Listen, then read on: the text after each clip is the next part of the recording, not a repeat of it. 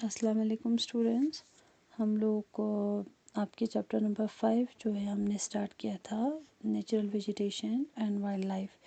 तो natural vegetation and wildlife के बारे में हम इस चैप्टर में हमने इंट्रोडक्शन जो है पहले हमने पिछले वीडियो में मैंने आपको बताए थे कि इंट्रोडक्शन के बारे में हमने पढ़ा था। तो इंट्रोडक्शन क्या है कि इंट्रोडक्शन में हमने क्या देखा था कि जो हमारा कंट्री है India is one of the 12 mega biodiversity countries में से आते हैं ऑफ द वर्ल्ड हम लोग थोड़ा। तो इस क्लाइम को यानी 12 मेगा बायोडाइवर्सिटी जब है ना बहुत सारे इससे हमें क्या पता चलता है कि हमारे इंडिया में जो है क्या है इंडिया में different varieties of plants and animals है। ठीक है, तो इस चीज़ को हमने कैसे प्रूव किया या हमने कैसे देखा कि इंडिया एक 12 मेगा बायोडाइवर्सिटी कंट्रीज़ में से आते हैं पूरे वर्ल्ड में। तो इसमें हमने देखा कि हैविंग 47,000 प्लांट स्पीशीज़ इंडिया में है। ठीक है, और इसके साथ हमने देखा कि 90,000 अप्रॉक्सीमेटली 90,000 एनिमल स्पीशीज़ इंडिया में पाए जाते हैं। और इसके साथ साथ हमने ये भी देखा कि 15,000 ऐसे प्लांट स्पीशीज़ ऐसे हैं जो फ्लावर्स देते हैं, यानी फ्लावरिंग प्लांट्स जो है 15,000 है। और सेम इसी तरह से एज़ वेल एज़ जो हमारे यहाँ पे जो रिच वैरायटीज़ ऑफ फ़िश भी हमें यहाँ पे हमारे इंडिया में मिलते हैं। Rich varieties of fishes both fresh and the marine waters में। तो इस चीज़ को हमने पिछले वीडियो में डिस्कस किया।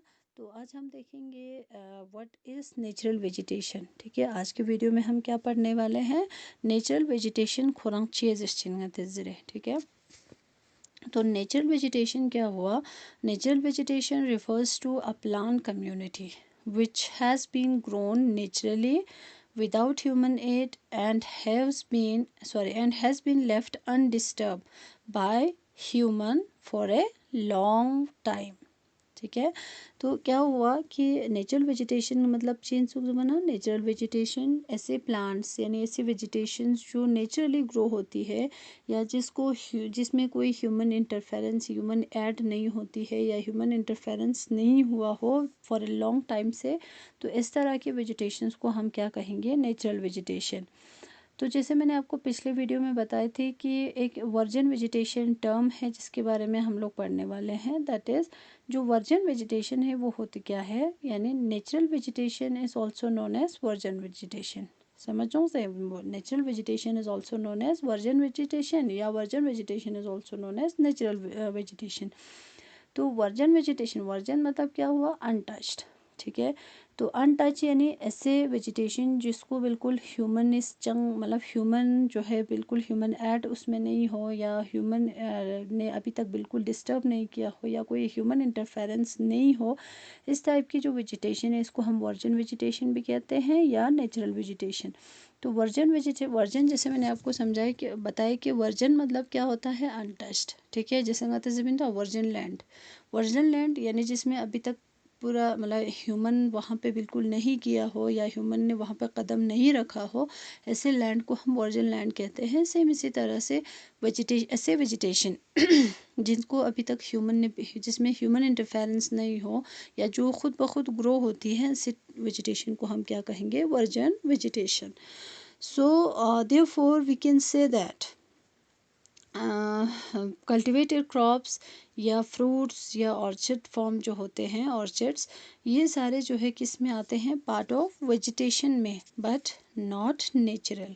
ठीक है, या बट नॉट नेचुरल वेजिटेशन। तो जैसे फॉर एग्जांपल कि वेजिटेशन और नेचुरल वेजिटेशन में क्या फ़र्क है कि वेजिटेशन हुआ पूरा जितने भी प्लांट कम्युनिटीज़ है, जितने भी प्लांट स्पीशीज़ है उन गाँव चाहे कल्टिवेट बस यो चाहे नेचुरली वो ग्रो हो गया हो, ऐसे पूरे वैरायटीज़ ऑफ क्रॉप्स या पूरे प्लांट कम्युनिटी को हम क्या कहेंगे, वेजिटेशन। लेकिन ऐसे वेजिटेशन जो मिसाल, लेकिन ये सारी चीज़ें जो है जैसे फॉर एग्जांपल जैसे जो क्रॉप हम कल्टिवेट करते हैं या जो फ्रूट्स हम ग्रो करते हैं या जो हम लोग ऑर्चर्ड्स वगैरह बनाते हैं जिसमें हम different varieties of crop fruits वगैरह हम ग्रो करते हैं, तो द्यून गंगमा नेचुरल वेजिटेशन जस्ट मीन ये सब चीज़ किस में आएगा, वेजिटेशन में आएगा but not in natural vegetation. क्यों? क्योंकि ये जो कल्टिवेटेड क्रॉप्स है इसको ह्यूमन इंटरफेरेंस की ज़रूरत होती है, ह्यूमन ऐड की ज़रूरत होती है। ठीक है, तो ह्यूमन ऐड की वजह से, ह्यूमन इंटरफेरेंस की वजह से ही ये क्रॉप्स ग्रो होते हैं। ठीक है, तो दी फिलहाल स्टिमुलेशन सिर्फ वेजिटेशन जस्ट वर्जन वेजिटेशन नहीं कहेंगे। तो आई होप आपको वर्जन वेजिटेशन और जो वेजिटेशन है इसमें फ़र्क पता चल गया होगा कि वेजिटेशन क्या हुआ और वर्जन वेजिटेशन क्या हुआ, या नेचुरल वेजिटेशन चीज़ है।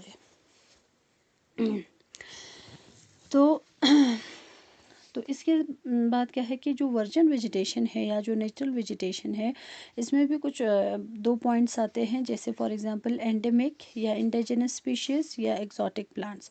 अब जैसे जो प्लांट्स प्योरली इंडियन हो, ठीक है, ऐसे वेजिटेशन, ऐसे नेचुरल वेजिटेशन जो प्योरली इंडियन हो, जो इंडिया में ही ग्रो होते हैं, ऐसे स्पीशीज़ को हम एंडेमिक स्पीशीज़ या इंडिजिनस स्पीशीज़ कहेंगे।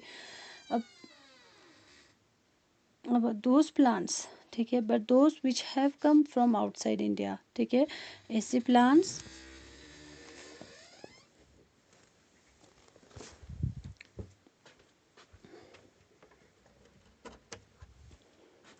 और इसमें मैंने आपको क्या बताया कि जो प्लांट्स बाहर से आते हैं, ठीक है, एक्सोटिक स्पीशीज़ जिसको हम कहेंगे, जो बाहर से आते हैं उनको, मतलब जो बाहर से आके यहाँ पे ग्रो हो गया नेचुरली, और दूसरी species station exotic natural vegetation.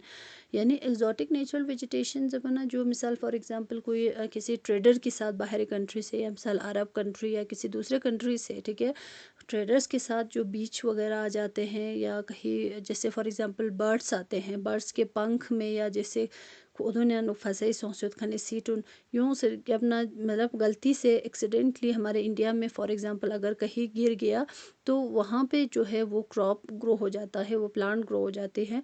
तो ऐसे प्लांट्स जो यहाँ पे बाहर से, किसी बाहरी कंट्री से आके यहाँ पे ग्रो हो जाते हैं, तो इस तरह के प्लांट्स को हम एक्सोटिक प्लांट्स कहेंगे। ठीक है। और नेक्स्ट इसके बाद क्या है कि हमें पूरा ये जो चैप्टर है ये 2 टर्म में हम पढ़ने वाले हैं, that is flora and fauna. ठीक है, तो फ्लोरा एंड फौना जिसमें हमें बोथ प्लांट्स एंड एनिमल्स के बारे में पढ़ना है इस पूरे चैप्टर में। फ्लोरा मतलब क्या हुआ? Flora term is used to denote plants of the particular region और पीरियड। ठीक है, फ्लोरा जो है the term flora is refer to मदरस्टेशन प्लांट स्पीशीज़ को, यानी प्लांट्स। एनिमल्स को हम जैसे कैसे रेफ़र करेंगे? फौना। ठीक है, एनिमल स्पीशीज़ को या species of animals are refer to as fauna. ठीक है, स्पीशीज़ ऑफ एनिमल्स को हम फौना कहते हैं, और स्पीशीज़ ऑफ प्लांट्स को यानी इसको हम फ्लोरा कहते हैं। ठीक है, तो फ्लोरा एंड फौना जो है, ठीक है, इस चीज़ को हमें फ्लोरा एंड फौना के बारे में पूरे चैप्टर में हमें पढ़ना है, बोथ प्लांट्स एंड एनिमल्स दोनों के बारे में। और इसके साथ साथ यहाँ पे क्या है कि हमारे इंडिया में या जो huge varieties of flora and fauna है, ठीक है, ये किसकी वजह से है? Due to the following factors like जैसे रिलीफ एंड क्लाइमेट।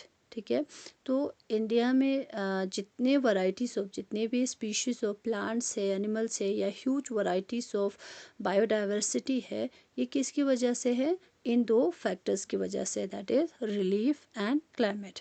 ठीक, तो अभी जो नेक्स्ट वीडियो में हम लोग पढ़ेंगे कि रिलीफ और क्लाइमेट क्या होता है, कि कोई भी प्लांट्स या एनिमल्स को, ठीक है, मतलब सरवाइव करने के लिए किस तरह की मतलब रिलीफ कैसा होना चाहिए, क्लाइमेट कैसा होना चाहिए, इन चीज़ों के बारे में हम लोग नेक्स्ट वीडियो में पढ़ेंगे।